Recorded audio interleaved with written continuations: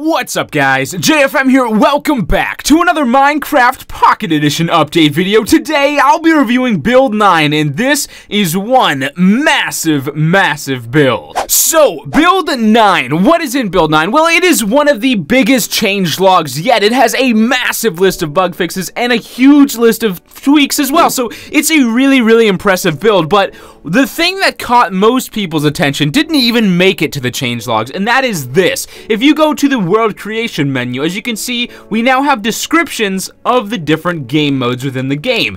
And if you head over to the creative one, your eye may catch the word achievements. Yes, so this description talks about achievements and how going to be accessible and creative. Now, people flipped out over this. People went crazy. It was ridiculous. Now, I think personally that the developers just copy and pasted this from versions that actually have achievements. So maybe they copy and pasted it from the PC version of the game.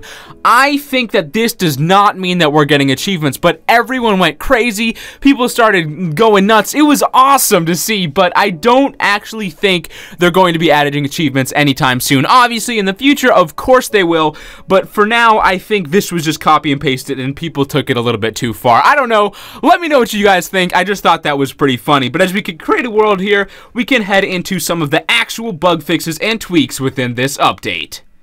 So, here we have Derpy the Snowman, and one new addition is, as you can see, he tracks snow across the plains biome. Now, this is something that he wasn't doing earlier, and this is exactly what he should be doing. So, wherever he goes, he'll leave a trail of snow. So, if somehow you have an enclosure and he escapes, you'll be able to trace him down following the snow. It's a pretty cool addition. I think it's an awesome feature. So, as you can see in the controls section of the update, we now have a button size slider. It used to be called control or D-pad size, but obviously now it changes not only the D-pad, also the sneak button or jump button, depending on whatever you have it set as. So now they call it button size rather than just D-pad size. So that is that. Works pretty well. Also, one pretty cool feature, seeds now generate a lot more randomly, and there is a little bit of a trick to this, and I'll explain exactly how this works. So basically, prior to this build, seeds would generate based on how long you had your device open.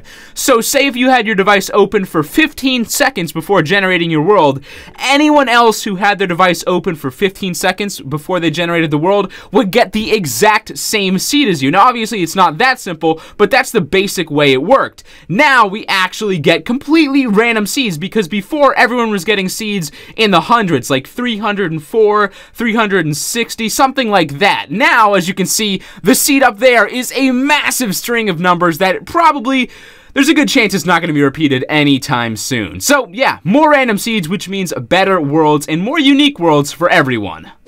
Also, one of the coolest features within this update by far is that now you can create custom chests. So, how do you do that, you may ask? Well, let's first put this chest down. As you can see, the name of this chest up on the top right of the screen is just chest. If I decide I want to rename this and completely customize it, so you can maybe use it for organization or anything like that, you can go ahead and put a chest inside of an anvil and rename it. And we can rename this to, we could rename the chest to weapons. Weapons. Let's do that. So let's do weapons. There we go. And now what you can do is you can place this chest down. As you can see, once you open it up, it will be called weapons. So it is a great way to organize your chests with this new awesome anvil feature. So that is pretty cool. Another feature that we were all looking forward to and that has finally been added.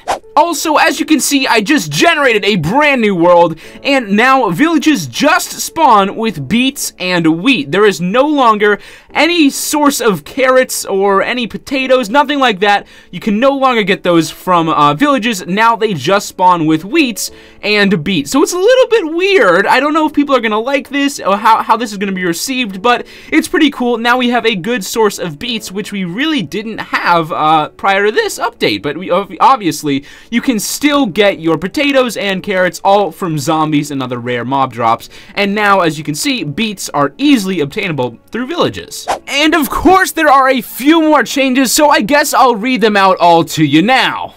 Rain and snow are visible underwater now, and they also cause less lag. Pretty awesome stuff. They did center the result name in the furnace, so now it looks awesome and polished. Particles no longer get a darker texture once they are inside of a block, which is pretty sweet. And wither skeletons no longer fit through doors, obviously, because they are a little bit taller than normal mobs, so that works out very nicely. Now, those are most of the tweaks. There are also a ton of bug fixes. I'm talking a ton. So, if you would like to see all of those, you can definitely check out the description below. I'll have a link to the full changelog. But for now, that is basically it. This build is awesome. I don't know about you guys, but I definitely am a fan of Build 9. And as you can see, the bug fix list is massive. It is huge, which is a good thing as far as this update goes, because that means that more things are being fixed, which means we're closer to a release date. Simple as that.